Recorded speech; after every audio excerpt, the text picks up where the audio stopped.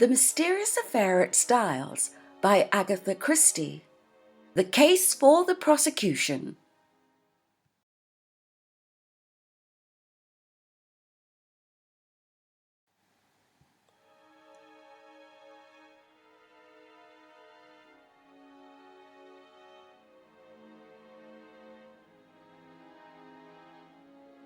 The trial of John Cavendish for the murder of his stepmother took place 2 months later. Of the intervening weeks, I will say little, but my admiration and sympathy went out unfeignedly to Mary Cavendish. She arranged herself passionately on her husband's side, scorning the mere idea of his guilt, and fought for him tooth and nail. I expressed my admiration to Poirot, and he nodded thoughtfully. Yes, she is of those women who show at their best in adversity. It brings out all that is sweetest and truest in them. Her pride and her jealousy have... Jealous? I queried. Yes, have you not realized that she is an unusually jealous woman? As I was saying, her pride and jealousy have been laid aside. She thinks of nothing but her husband and the terrible fate that is hanging over him. He spoke very feelingly, and I looked at him earnestly, remembering that last afternoon, when he had been deliberating whether or not to speak. With his tenderness for a woman's happiness, I felt glad that the decision had been taken out of his hands. Even now, I said, I can hardly believe it. You see, up to the very last minute, I thought it was Lawrence. Poirot grinned. I know you did. But John, my old friend John? Even murder is probably somebody's old friend, observed Poirot philosophically. You cannot mix it up sentiment and reason. I must say, I think you might have given me a hint. Perhaps, mon ami. I did not do so just because he was our old friend. I was rather disconcerted by this, remembering how I had busily passed on to John what I believed to be Poirot's views concerning Baustein. He, by the way, had been acquitted of the charge brought against him. Nevertheless, although he had been too clever for them this time, and the charge of espionage could not be brought home to him, his wings were pretty well clipped for the future. I asked Poirot whether he thought John would be condemned. To my intense surprise, he replied that, on the contrary, he was extremely likely to be acquitted. But, Poirot, I protested. Oh, my friend, have I not said to you all along that I have no proofs? It is one thing to know that a man is guilty, it is quite another matter to prove him so. And in this case, there is terribly little evidence. That is the whole trouble. I, Hercule Poirot, know, but I lack the last link in my chain. And unless I can find that missing link... He shook his head gravely. When did you first suspect John Cavendish? I asked after a minute or two. Did you not suspect him at all? No, indeed. Not after that fragment of conversation you overheard between Mrs. Cavendish and her mother-in-law, and her subsequent lack of frankness at the inquest? No. Did you not put 2 and 2 together and reflect that if it was not Alfred Inkeltop who was quarrelling with his wife, and you remember he strenuously denied it at the inquest, it must either be Lawrence or John. Now if it was Lawrence, Mary Cavendish's conduct was just as inexplicable, but if on the other hand it was John, the whole thing was explained quite naturally. So, I cried, a light breaking in upon me, it was John who quarrelled with his mother that afternoon. Exactly. And you have known this all along? Certainly, Mrs. Cavendish's behaviour could only be explained that way. And yet you say he may be acquitted? Poirot shrugged his shoulders. Certainly I do. At the police court proceedings we shall hear the case for the prosecution, but in all probability his solicitors will advise him to reserve his defence.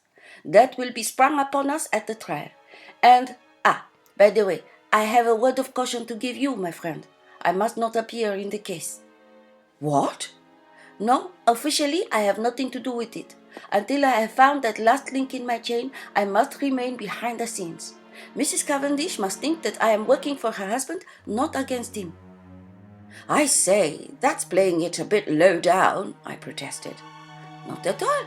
We have to deal with the most clever and unscrupulous man, and we must use any means in our power. Otherwise, he will slip through our fingers. That is why I have been careful to remain in the background. All the discoveries have been made by Jap, and Jap will take all the credit. If I am called upon to give evidence at all, he smiled broadly, it will probably be as a witness for the defense. I could hardly believe my ears. It is quite en règle, continued Poirot. Strangely enough, I can give evidence that will demolish one contention of the prosecution. Which one? The one that relates to the destruction of the will. John Cavendish did not destroy that will. Poirot was a true prophet. I will not go into the details of the police court proceedings, as it involves many tiresome repetitions. I will merely state boldly that John Cavendish reserved his defence and was duly committed for trial. September found us all in London. Mary took a house in Kensington, Poirot being included in the family part. I myself had been given a job at the War Office, so was able to see them continually. As the weeks went by, the state of Poirot's nerves grew worse and worse. That last link he talked about was still lacking. Privately, I hoped it might remain so, for what happiness could there be for Mary if John were not acquitted? On September 15th, John Cavendish appeared in the dock at the Old Bailey, charged with the wilful murder of Mrs. Emily Agnes Inglethorpe, and pleaded not guilty.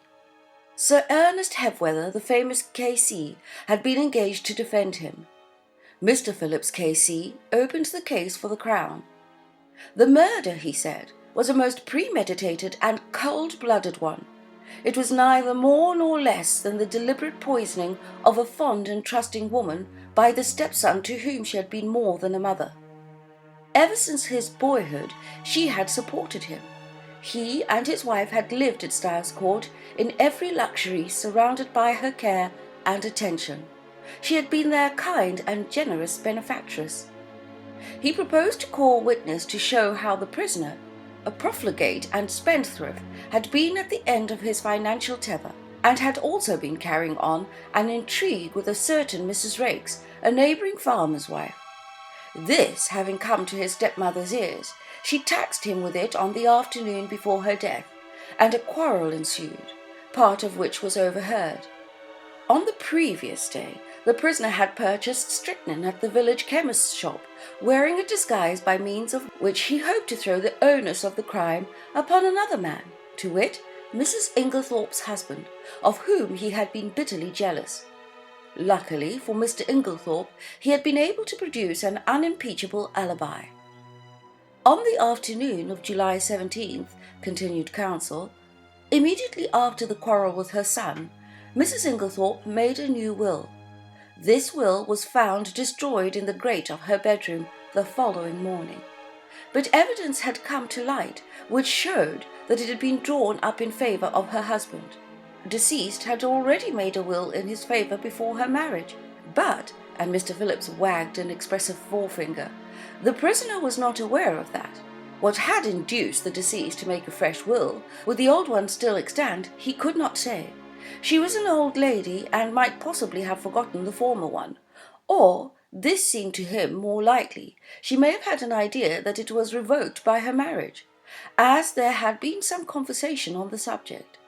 Ladies were not always very well versed in legal knowledge. She had, about a year before, executed a will in favour of the prisoner. He would call evidence to show that it was the prisoner who ultimately handed his stepmother her coffee on the fatal night. Later in the evening, he had sought admission to her room, on which occasion, no doubt, he found an opportunity of destroying the will, which, as far as he knew, would render the one in his favour valid. The prisoner had been arrested in consequence of the discovery, in his room, by Detective Inspector Japp, a most brilliant officer, of the identical phial of strychnine which had been sold at the village chemist's to the supposed Mr. Inglethorpe on the day before the murder. It would be for the jury to decide whether or not these damning facts constituted an overwhelming proof of the prisoner's guilt. And subtly implying that a jury which did not so decide was quite unthinkable, Mr. Phillips sat down and wiped his forehead. The first witness for the prosecution were mostly those who had been called at the inquest, the medical evidence being again taken first. Sir Ernest Hevweather, who was famous all over England for the unscrupulous manner in which he bullied witnesses, only asked 2 questions. "I take it, Dr. Baustein, that strychnine as a drug acts quickly?" "I take it, Dr. Baustein, that strychnine as a drug acts quickly?" "Yes. And that you are unable to account for the delay in this case?" "Yes." "Thank you." Mr. Mace identified the file handed by counsel as that sold by him to Mr. Inglethorpe. Pressed, he admitted that he only knew Mr. Inglethorpe by sight. He had never spoken to him. The witness was not cross-examined. Alfred Inglethorpe was called and denied having purchased the poison. He also denied having quarrelled with his wife. Various witnesses testified to the accuracy of these statements. The gardener's evidence as to the witnessing of the will was taken, and then Dorcas was called. Dorcas, faithful to her young gentleman, denied strenuously that it could have been John's voice she heard, and resolutely declared in the teeth of everything that it was Mr. Inglethorpe who had been in the boudoir with her mistress. A rather wistful smile passed across the face of the prisoner in the dock. He knew only too well how useless her gallant defiance was, since it was not the object of the defence to den this point. Mrs. Cavendish, of course, could not be called upon to give evidence against her husband. After various questions on the matters, Mr. Philip asked, "In the month of June last, do you remember a parcel arriving for Mr. Lawrence Cavendish from Parkson's?" Dorcas shook her head. "I don't remember, sir. It may have done, but Mr. Lawrence was away from home part of June. In the event of a parcel arriving for him whilst he was away, what would be done with it?" "It would either be put in his room or sent after him." "By you?" "No, sir. I should leave it on the hall table. It would be Miss Howard who would attend to anything like that." Evelyn Howard was called, and after being examined on other points, was questioned as to the parcel. "Don't remember. Lots of parcels come. Can't remember one special one." "You do not know if it was sent after Mr. Lawrence Cavendish to Wales, or whether it was put in his room?" "Don't think it was sent after him. Should have remembered if it was." "Supposing a parcel arrived addressed to Mr. Lawrence Cavendish, and afterwards it disappeared, should you remark its absence?" "No, don't think so. I should think someone had taken charge of it. I believe, Miss Howard, that it was you who found this sheet of brown paper." He held up the same dust piece which Poirot and I had examined in the morning room at Styles. "Yes, I did. How did you come to look for it?" "The Belgian detective who was employed on the case asked me to search for it." "Where did you eventually discover it?" "On the top of a wardrobe." "On top of the prisoner's wardrobe?" I believe so." "Did you not find it yourself?" "Yes." "Then you must know where you found it." "Yes, it was on the prisoner's wardrobe." "That is better." An assistant from Parkson's theatrical costumiers testified that on June 29th they had supplied a black beard to Mr. Earl Cavendish as requested. It was ordered by letter and a postal order was enclosed. No, they had not kept the letter. All transactions were entered into their books.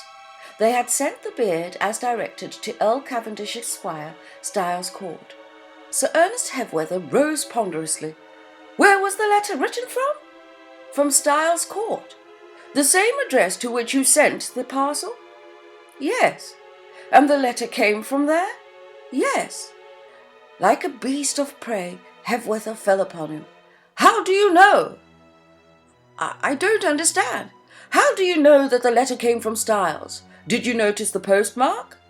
"No, but—" "Ah, you did not notice the postmark, and yet you affirm so confidently that it came from Styles. It might, in fact, have been a postmark?" Yes. In fact, the letter, though written on stamped notepaper, might have been posted from anywhere, from Wales, for instance?" The witness admitted that such might be the case, and Sir Ernest signified that he was satisfied. Elizabeth Wells, second housemaid at Styles, stated that after she had gone to bed, she remembered that she had bolted the front door instead of leaving it on the latch as Mr. Inglethorpe had requested. She had accordingly gone downstairs again to rectify her error. Hearing a slight noise in the west wing, she had peeped along the passage and had seen Mr. John Cavendish knocking at Mrs. Inglethorpe's door. Sir Ernest Hebweather made short work of her, and under his unmerciful bullying she contradicted herself hopelessly, and Sir Ernest sat down again with a satisfied smile on his face. With the evidence of Annie as to the candle grease on the floor, and as to seeing the prisoner take the coffee into the boudoir, the proceedings were adjourned until the following day. As we went home, Mary Cavendish spoke bitterly against the prosecuting counsel. "That hateful man! What a net he has drawn around my poor John! How he twisted every little fact until he made it seem what it wasn't." "Well," I said consolingly, it will be the other way about tomorrow."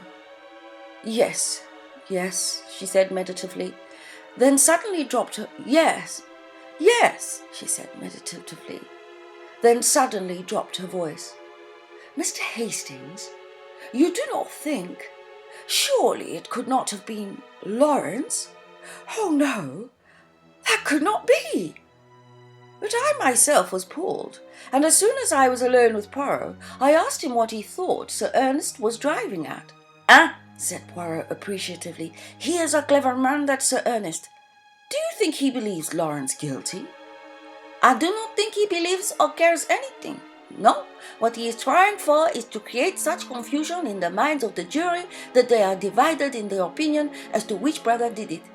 He is endeavouring to make out that there is quite as much evidence against Lawrence as against John, and I am not at all sure that he will not succeed." Detective Inspector Japp was the first witness called when the trial was reopened, and gave his evidence succinctly and briefly, and after relating the earlier events, he proceeded.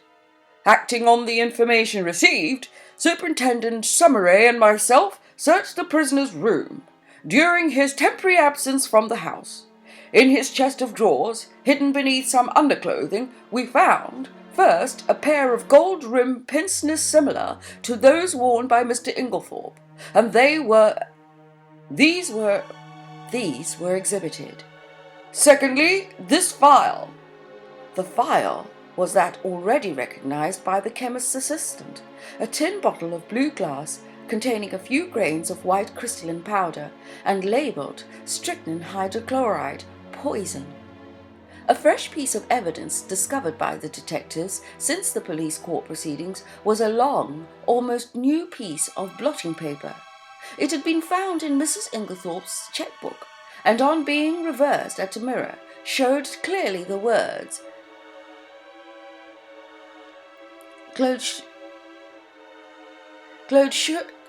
showed clearly the words, everything of which I die, possessed, I leave to my beloved husband Alfred this place beyond question,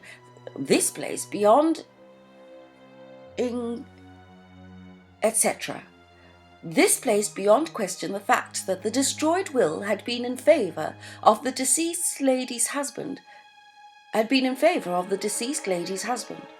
Japp then produced the charred fragment of paper recovered from the grate, and this, with the discovery of the beard in the attic, completed his evidence. But Sir Ernest's cross-examination was yet to come. "What day was it when you searched the prisoner's room?" "Tuesday, the 24th of July. Exactly a week after the tragedy?" "Yes."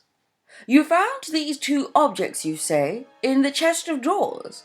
Was the drawer unlocked?" "Yes." "Does it not strike you as unlikely that a man who had committed a crime should keep the evidence of it in an unlocked drawer for anyone to find?" He might have stowed them there in a hurry." But you've just said the whole week since the crime. It would have been ample time to remove them and destroy them. Perhaps. There is no perhaps about it. Would he or would he not have had plenty of time to remove and destroy them? Yes. Was the pile of underclothes under which the things were hidden heavy or light? Heavy-ish. In other words, it was winter underclothing. Obviously, the prisoner would not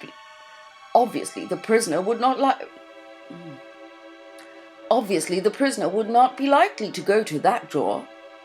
Perhaps not. Kindly answer my question. Would the prisoner, in the hottest week of a hot summer, be likely to go to a drawer containing winter underclothing, yes or no? No. In that case, is it not possible that the articles in question might have been put there by a third person, and that the prisoner was quite unaware of their presence? I should not think that likely. But it is possible. Yes. That is all. More evidence followed, evidence as to the financial difficulties in which the prisoner had found himself at the end of July, evidence as to his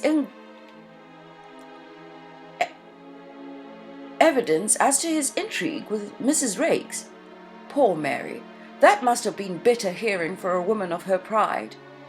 Evelyn Howard had been right in her facts, though her animosity against Alfred Inglethorpe had caused her to jump to the conclusion that he was the person concerned. Lawrence Cavendish was then put into the box. In a low voice, in answer to Mr. Phillips's question, he denied having ordered anything from Parkson's in June. In fact, on June 29th, he had been staying away in Wales. Instantly, Sir Ernest's chin was shooting pugnaciously forward. You deny having ordered a Blackbeard from Parkson's on June 29th? I do. Ha! In the event of anything happening to your brother, who will inherit Styles Court? The brutality of the question called a flush to Lawrence's pale face. The judge gave vent to a faint murmur of disapprobation, and the prisoner in the dock leant forward angrily. Hefweather cared nothing for his client's anger. Answer my question, if you please. I suppose, said Lawrence quietly, that I should. What do you mean by suppose? Your brother has no children. You would inherit it, wouldn't you? Yes. Ah, that's better, said Hefweather with ferocious geniality. And you'd inherit a good slice of money too, wouldn't you? Really, Sir Ernest, protested the judge, these questions are not relevant.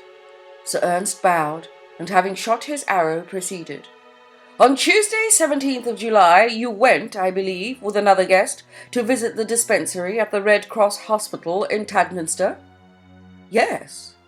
Did you, while you happened to be alone for a few seconds, unlock the poison cupboard and examine some of the bottles? I may have done so.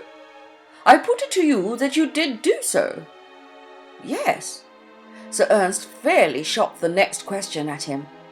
Did you examine one bottle in particular? No, I don't think so. Be careful, Mr. Cavendish. I am referring to the little bottle of hydrochloride of strychnine. Lawrence was turning a sickly greenish colour. No, I'm sure I didn't. Then how do you account for the fact that you left the unmistakable impress of your fingerprints on it?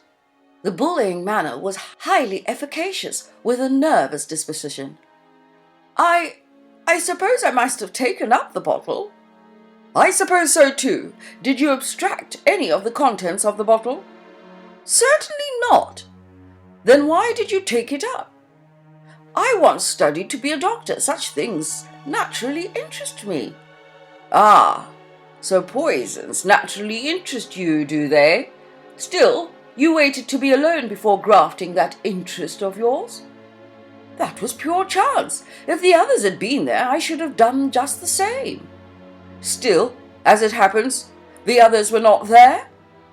No, but, in fact, during the whole afternoon you were only alone for a couple of minutes, and it happened, I say it happened, to be during those 2 minutes that you displayed your natural interest in hydrochloride of strychnine. Lawrence stammered pitiably. I. With a satisfied and expressive countenance, Sir Ernest observed, "I have nothing more to ask you, Mr. Cavendish." This bit of cross-examination had caused great excitement in court. The heads of the many fashionable attired women presently were busily laid together, and their whispers became so loud that the judge angrily threatened to have the court cleared if there was not immediate silence. There was little more evidence. The handwriting experts were called upon for their opinion of the signature of Alfred Inglethorpe in the chemist's poison register. They all declared unanimously that it was certainly not his handwriting, and gave it as their view that it might be that of the prisoner disguised. Cross-examined, they admitted that it might be the prisoner's handwriting cleverly counterfeited. Sir Ernest Hepworth's speech in opening the case for the defence was not a long one, but it was backed by the full force of his emphatic manner. Never, he said, in the course of his long experience, had he known a charge of murder rest on slighter evidence.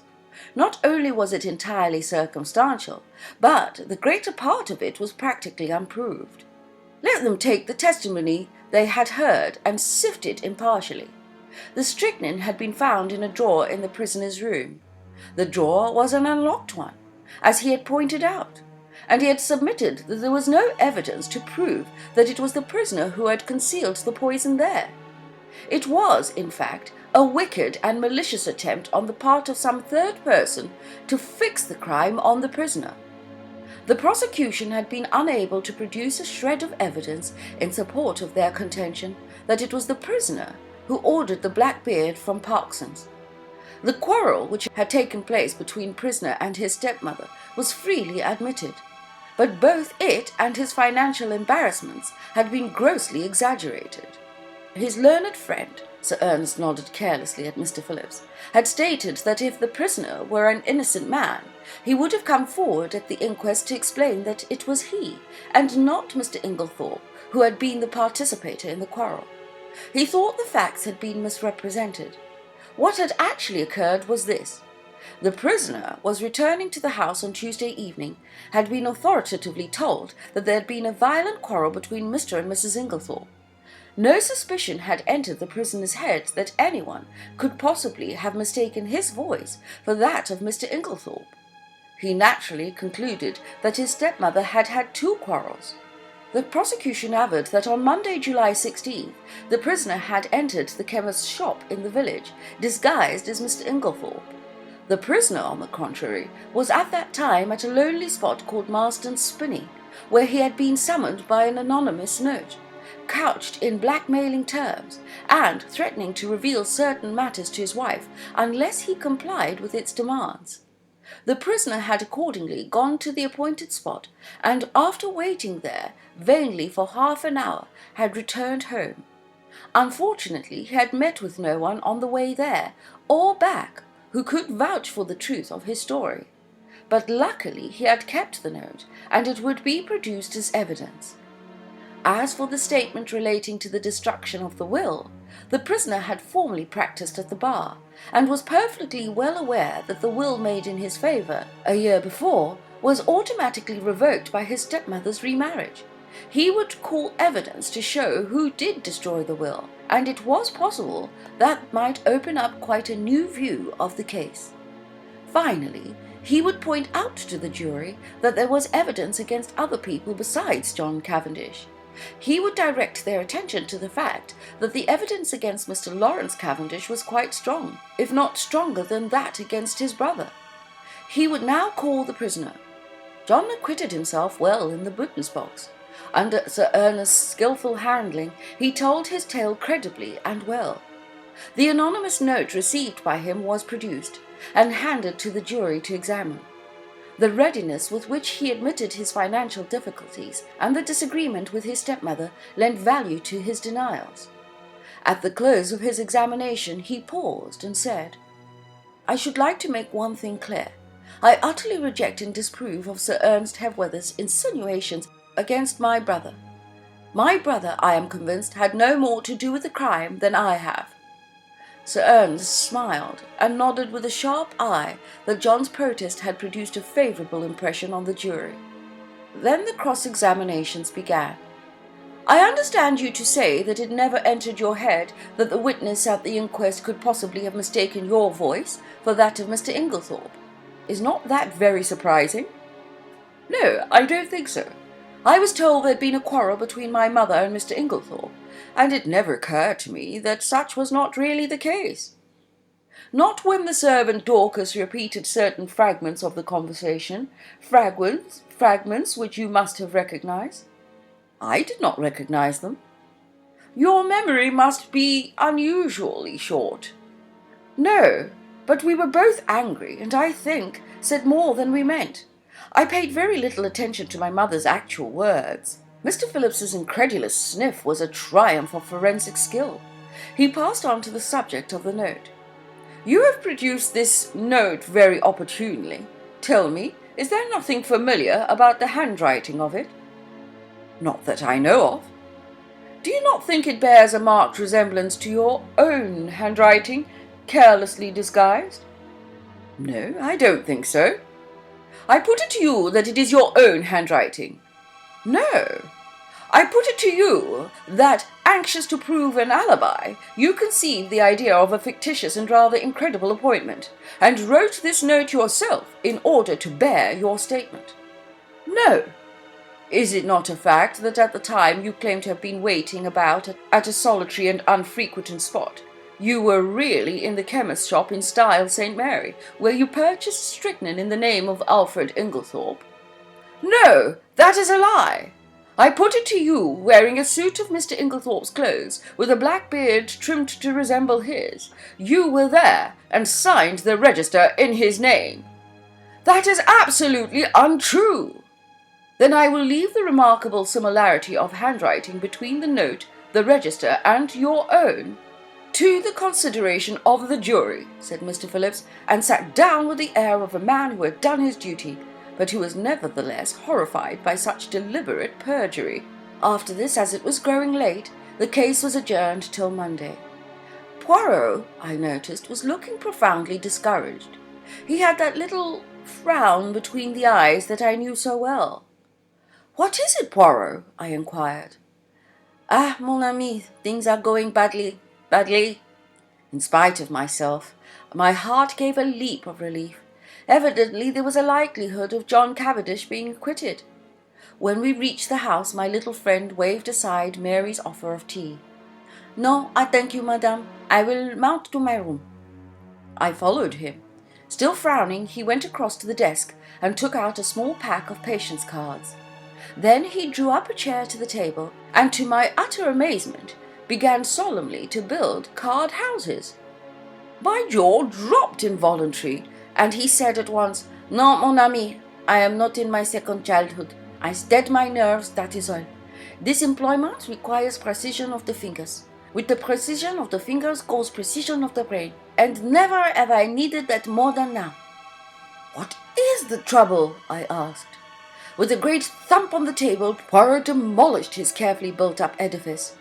"It is this, mon ami, that I can build card houses even stories high, but I cannot find that last link of which I spoke to you."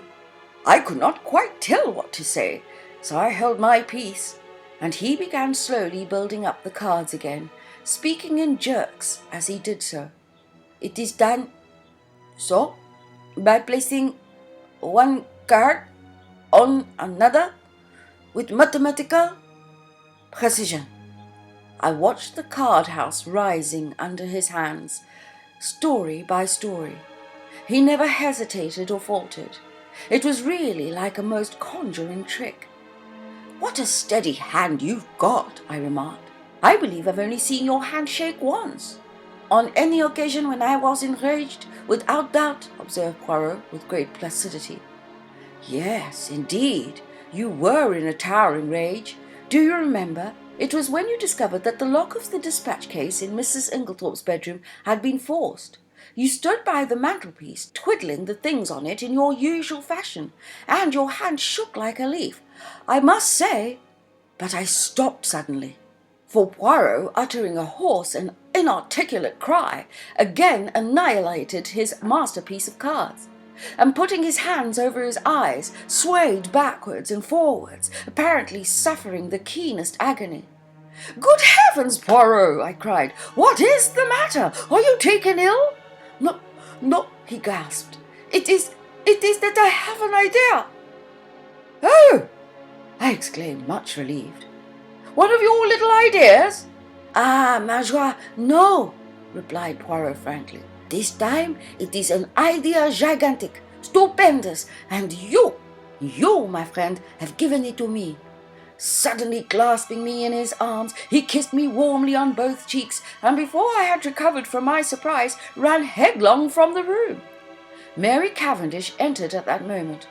"What is the matter with Monsieur Poirot?" He rushed past me, crying out, "A garage! For the love of heaven, direct me to a garage, madame!" And before I could answer, he had dashed out into the street. I hurried to the window. True enough, there he was, tearing down the street, hatless and gesticulating as he went. I turned to Mary with a gesture of despair. "He'll be stopped by a policeman in another minute. There he goes, round the corner." Our eyes met, and we stared helplessly at one another. What can the matter be? I shook my head. "I don't know. He was building card houses when he suddenly said he had an idea, and rushed off as you saw." "Well," said Mary, "I expect he'll be back before dinner." But night fell, and Poirot had not returned. Thank you for listening. Please do give this video a like if you enjoyed this, and if you've come across this for the first time, do start from part 1, which is on our channel, and follow along. The last few chapters will be uploaded together, so make sure you do click the notification bell to be alerted when we do upload. We apologize for the slight delay in the uploading of these last 2 parts. Please forgive us, but it is coming to an end now. I hope you've been enjoying the mysterious affair at Stars as much as I have been enjoying recording them. Thank you. Until next time.